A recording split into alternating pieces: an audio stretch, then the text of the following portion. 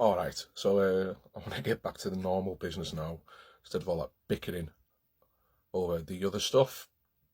And I thought I'd do a quick one about the most influential Buddhist philosophy book for me.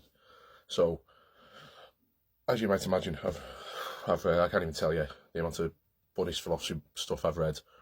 Tons and tons and tons over the past 15 years or so.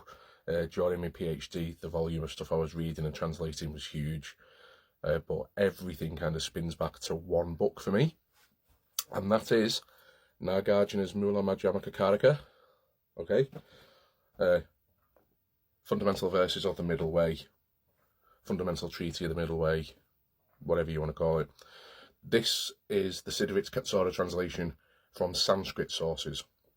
There is a J. Garfield translation, which comes from the Tibetan sources. The Tibetan sources came much later, and it is different in subtle ways, but subtle ways that can have big impacts, as I've talked about before.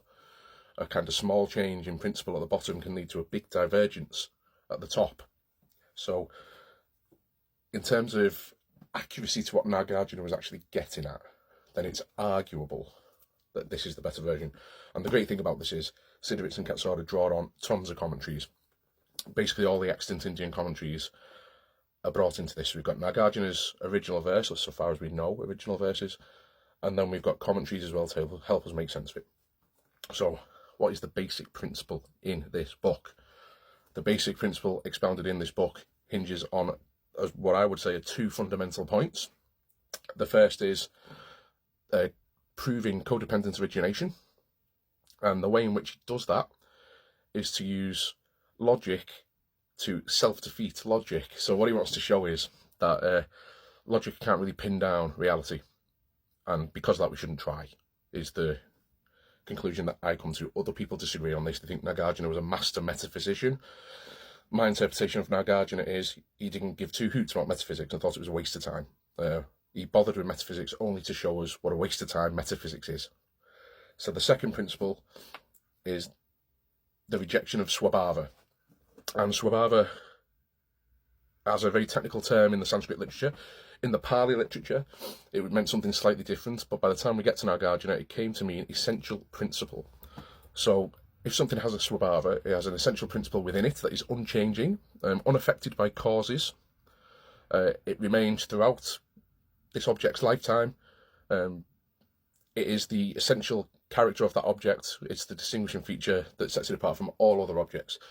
The key thing for Nāgārjuna is that it has to be eternal and it can't be affected by causes. The lack of swabhava is what Nāgārjuna calls shunyata, emptiness. So you'll see a lot of people talking about emptiness online. Different traditions have extrapolated it in different ways. Modern meditators have extrapolated it in ways that I think are just absolutely bonkers.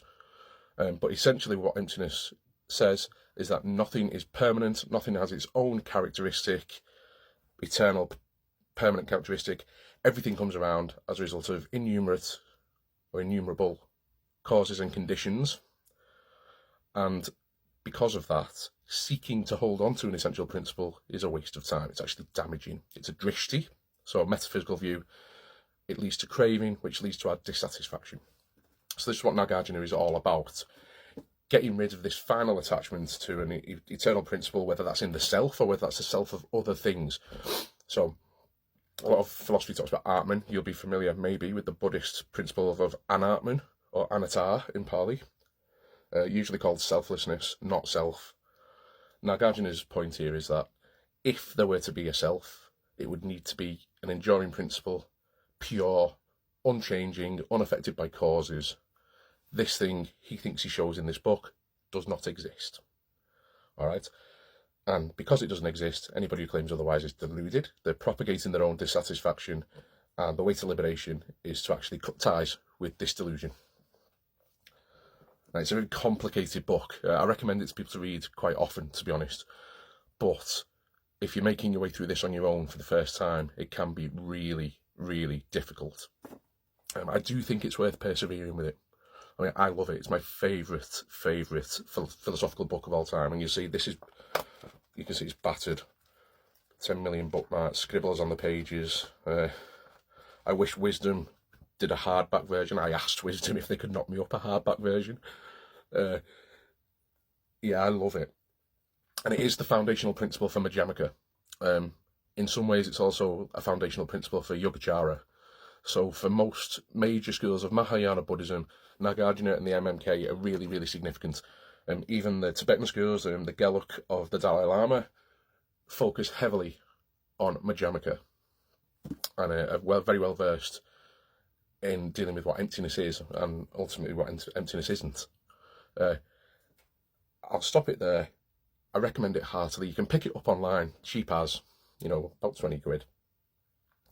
Really recommend it. If you are into Buddhist philosophy, if you're into the Mahayana, if you want to understand the logic used, and it is quite complicated logic. It's the Chatuskoti, which is affirmation and denial of all possible viewpoints. So, point 1, X is true. Point 2, X is not true. Point 3, X is true and false. Point 4, X is neither true nor false. And what that does is negate every single possible outcome. And what Buddhist thinkers tend to say about that is the outcome of that is to show that we can't pin things down in the way the logicians usually want us to. So why bother? Why bother indeed?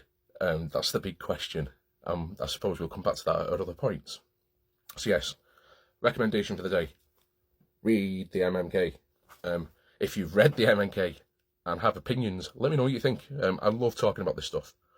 So, my favourite ever book, I've translated lots of it myself. I did my PhD thesis on this. Fantastic book. Give it a go. Let me know what you think.